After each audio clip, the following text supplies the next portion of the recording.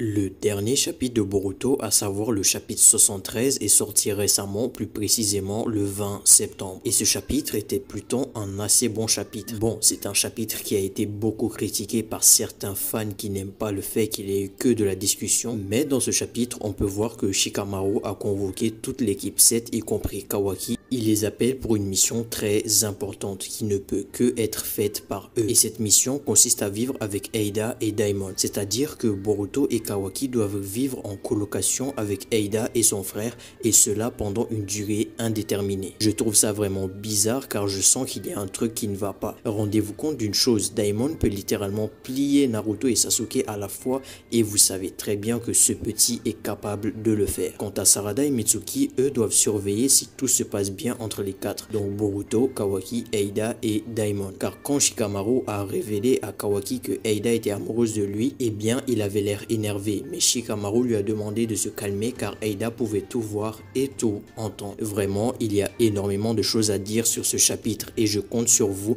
pour rester jusqu'à la fin et comprendre certains détails ignorés mais très importants. Beaucoup n'ont pas bien lu le chapitre, j'ai l'impression, mais bon bref, ça on en parle dans un instant. Salut à tous, c'est Amar, j'espère que vous allez tous très bien. On se retrouve aujourd'hui pour une review complète du dernier chapitre de Boruto. Juste avant de commencer, je tenais vraiment à tous vous remercier car aujourd'hui on est maintenant plus de 10 000 sur cette chaîne et vraiment vous savez pas à quel point ça me fait extrêmement plaisir. J'ai prévu de plus longues vidéos avec des sujets bien diversifiés et plein de concepts arriveront par la suite. J'ai d'ailleurs une petite annonce en fin de vidéo. Je compte donc sur vous, à toutes celles et ceux qui me découvrent grâce à cette vidéo, de vous abonner à la chaîne en activant la cloche des notifications pour agrandir la communauté car j'ai vu dans mes analytiques YouTube que vous étiez plus de 95% à regarder les vidéos sans être abonné. Sachez que cette vidéo m'a pris énormément de temps d'écriture, de montage et même de recherche, donc si tu n'as toujours pas mis ton pouce bleu, alors n'hésite vraiment pas à le faire, c'est gratuit et sache que ça soutient sincèrement mon travail. Lâchez-moi votre avis sur ce chapitre de Boruto en commentaire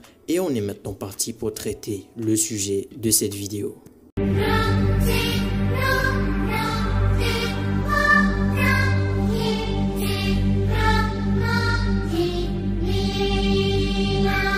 Bon, avant d'aller dans le show, parlons d'abord des petites scènes importantes. Et je vous l'ai dit, Sumire est très bizarre. Déjà dans un chapitre de Boruto, elle avait avoué à Sarada que Boruto lui plaisait énormément et que en gros, elle est tout simplement amoureuse de lui. Et avant de venir à certains faits du dernier chapitre, j'aimerais quand même parler du personnage. En vrai de vrai, entre nous, Sumire est extrêmement bizarre. Je ne sais pas si vous avez remarqué, mais depuis les tout premiers chapitres de Boruto, elle est tout le temps là, et cela même dans les moments les plus hard. Je ne comprends vraiment pas pourquoi est-ce que le personnage est quasiment dans la plupart des chapitres, et je sens que c'est peut-être un signe que Kishimoto essaie de nous faire passer. Je pense sincèrement qu'elle jouera un très grand rôle dans l'histoire, et cela que ce soit avant ou après le timeskip. Et je pense que vous avez tous remarqué ce fait qu'elle est souvent dans les derniers chapitres, comme on a pu le voir avec l'arc Ishiki ou encore l'arc Code. Voici un fait qui prouve encore plus que Sumire est vraiment amoureuse de Boruto. Dans le dernier chapitre de Boruto, en rentrant dans le bureau dans lequel ils ont été convoqués pour une mission, eh bien on voit Sumire qui est contente de revoir Boruto. Et cela est pareil pour Boruto lui-même. Et d'ailleurs, en plus de ça, c'est Shikamaru qui les a stoppés et qui les a rappelés qu'ils sont ici présents pour une mission sérieuse. Deuxième fait assez bizarre que je trouve, c'est que comme vous le savez, Eida est amoureuse de Kawaki et Kawaki, en apprenant cela, s'est demandé pourquoi c'est sur lui qu'elle crush tout simplement. Sumire expliqua cela clair et net et elle était la première à ouvrir sa bouche. Vous ne trouvez pas ça bizarre quand même, sérieusement? Je ne vais pas entrer dans les détails, mais elle dit, et je cite, elle a peut-être envie de vivre un amour authentique et ordinaire, cette Eida. Et Sumire nous avait dit que cela était une pure supposition. Bref les gars, j'ai vraiment envie de vous dire que elle est très bizarre. D'après vous, sincèrement, imaginez 2 secondes que Eida était en crush total sur Boruto.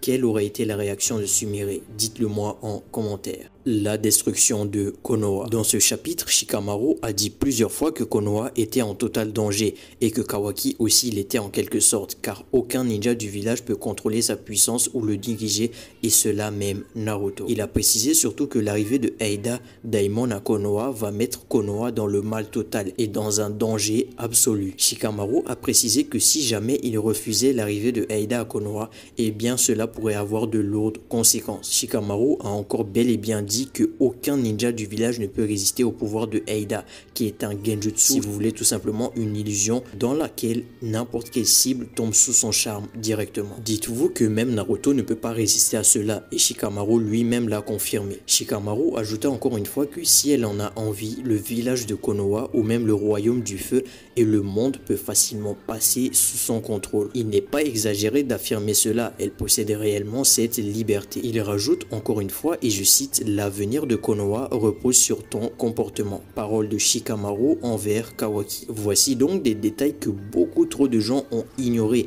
et ils sont pourtant très importants. Il a clairement sous-entendu que Konoha peut se faire détruire à tout moment et franchement je vais être direct avec vous, je ne l'ai jamais vu dans un tel état de stress. Avec Code qui possède la puissance de Jigen qui, je vous le rappelle, avait pris Naruto et Sasuke pour de la pâtée pour chien, avec Eida, Daimon et encore même les Zetsu 2.0.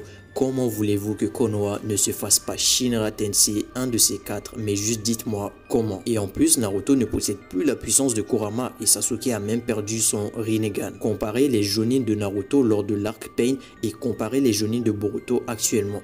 Dites-moi comment Konoha ne peut pas être en danger sérieusement. Parlons de la colocation de Eida, Daimon, Boruto et Kawaki. Alors les gars, je l'avais dit dans une ancienne review d'un ancien chapitre de Boruto, on va bientôt assister à un film de Hulk. What? Bro, what are you talking about, man? Imaginez le combo Boruto, Kawaki avec Eida tout seul au même endroit. Ne me dites pas quand même qu'ils ne vont rien faire. Et je comprends même d'ailleurs pourquoi est-ce que Shikamaru a demandé à ce qu'il soit surveillé durant cette colloque. Je vous explique. Eida est en crush sur Kawaki et elle a recalé Code carrément. Elle est totalement amoureuse de ce dernier et à maintes reprises on a pu voir cela. Dites-vous qu'elle aura ce qu'elle veut dans quelques jours pour eux, mais dans un mois pour nous. Je sens que la dinguerie va arriver et que cette fille ne va vraiment pas bien du tout. Moi personnellement j'appelle ça du forçage. En gros le truc c'est que si Kawaki la recale, eh bien elle va tout simplement détruire le monde pour se venger. Et d'ailleurs, écoutez bien cette partie du dernier chapitre. Lorsque Shikamaru a avoué à Kawaki que Eida était amoureuse de lui tout en ayant conscience qu'elle les écoutait, eh bien Eida avait le corps qui battait à 100 millions à l'heure et était en train de rougir de fou. Bon, je vais pas aller plus loin dans mes pensées, mais si vous regardez bien la planche où elle rougit comme une folle, vous pouvez clairement voir ce que j'essaie de dire. Oui, c'est mouillé. J'ai pas compris, t'as dit quoi?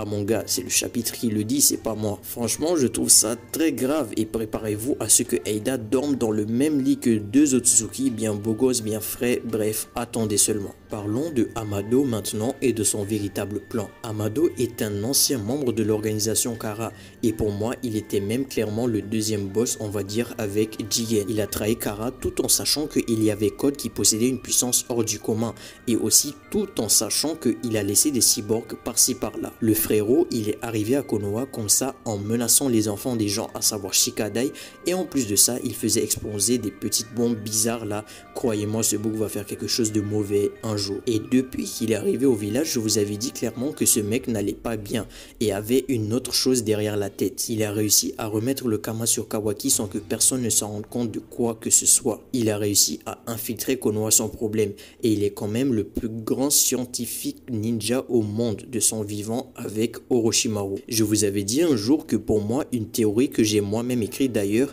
est le fait que tout simplement tout ce qui s'est passé actuellement était planifié par Amado depuis le début et cela peut être vrai. Écoutez, dans le dernier chapitre, on apprend de la bouche de Shikamaru que Amado avait pour plan de séparer Eida et Daimon de Code et de donc créer un conflit entre eux. Et comme par hasard, il a réussi et il revient au village en pleine forme. Mais les gars, vous allez pas me dire que ce mec n'est pas bizarre. Il y a clairement quelque chose qui cloche avec lui. Il a réussi déjà deux de ses plans qui nous paraissaient de base impossibles. Et même détail très important, lors de son arrivée au village, Kawaki n'avait pas du tout confiance en lui et pensait qu'il avait autre chose derrière la tête. Autrement dit, un véritable plan caché.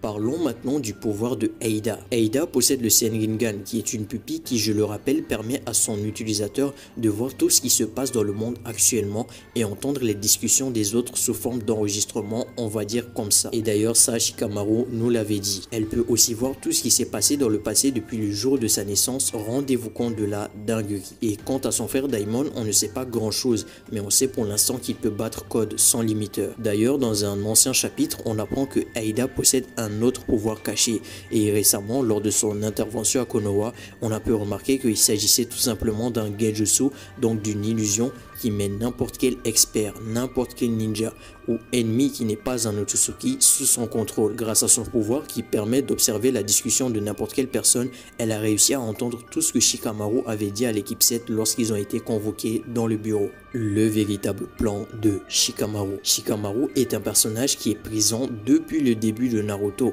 et jusqu'à présent il est toujours en vie et a vécu longtemps. Il est le bras droit de Naruto et assiste à chaque événement en lien avec le personnage ou même le village. C'est l'un des personnages les plus intelligents de l'œuvre, voire même le plus intelligent, et ça nous a été confirmé lorsqu'il affrontait Hidan, ancien membre de l'Akatsuki. Shikamaru avait un plan depuis l'arrivée de Eida à Konoha et on n'a pas été bien éclairé sur ce plan en question. Dans le dernier chapitre, on nous a en quelque sorte révélé son plan lorsqu'il discutait avec l'équipe 7 entière. Mais écoutez ceci, ce n'est pas son véritable plan, car tout en racontant la situation actuelle du village et du monde des ninjas, il avait conscience que Eida était en train de les observer et d'écouter tout ce qu'il racontait. Si Shikamaru a conscience de ça, eh bien il n'ose pas dire des choses déplacées, car il sait très bien que s'il fait ça, il met clairement sa vie en jeu et le village en danger total. J'ai donc directement compris après cela que Shikamaru avait autre chose derrière la tête pour faire face à Eida, Daimon et même Amado, car je vous le rappelle, n'oubliez pas que Amado est sous surveillance tous les jours. Vers la fin du chapitre, Naruto avait clairement fait la remarque comme quoi Shikamaru était intelligent et que son plan est excellent. L'intelligence et la présence de Shikamaru jouent un rôle important dans l'histoire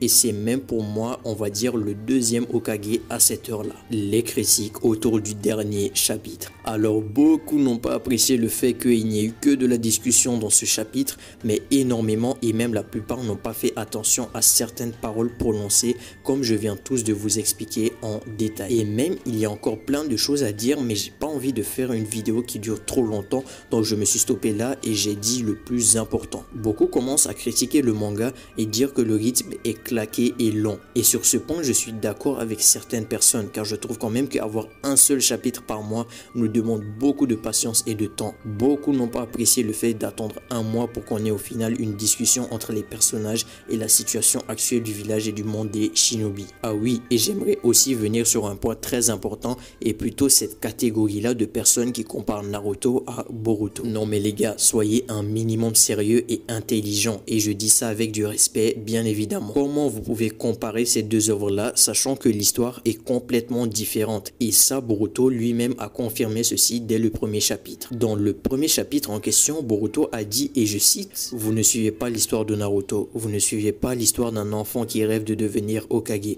mais vous suivez plutôt mon histoire, celle de Boruto Uzumaki. Au début, certes, mon père a joué un rôle déterminant dans mon histoire, mais je le répète encore une fois, au cas où je n'aurais pas été suffisamment clair, vous ne suivez pas l'histoire de Naruto, mais plutôt celle de Boruto. » Voici donc les paroles qui nous ont été révélées et prononcées par le personnage, et rien que là, vous devez arrêter de vous plaindre à tout va. Comme ça, franchement c'est débile. Pour celles et ceux qui disent qu'il y a trop de hors-série dans l'anime, sur ce point je suis d'accord. Certes il y a énormément de hors-série, mais certains sont quand même intéressants. Le seul point qui m'énerve est l'animation dans certains épisodes. Ça par contre je suis le premier à me plaindre, il n'y a pas de souci. Mais les gars, ne voyez pas le mal partout, ne voyez pas une mauvaise œuvre de partout, sérieusement. Vous pouvez regarder certains arcs qui ont été, et je le dis haut et fort, masterclass, comme l'arc Ishiki par exemple. En plus ne vous inquiétez même pas, car en cette fin 2022, on aura une introduction à l'arc code et en début 2023, on aura l'arc code officiellement en question. Donc ne vous en faites même pas, on va très bien manger dans les prochains mois. Et d'ailleurs, même Ikemoto nous a dit qu'on se rapproche de plus en plus vers le time skip.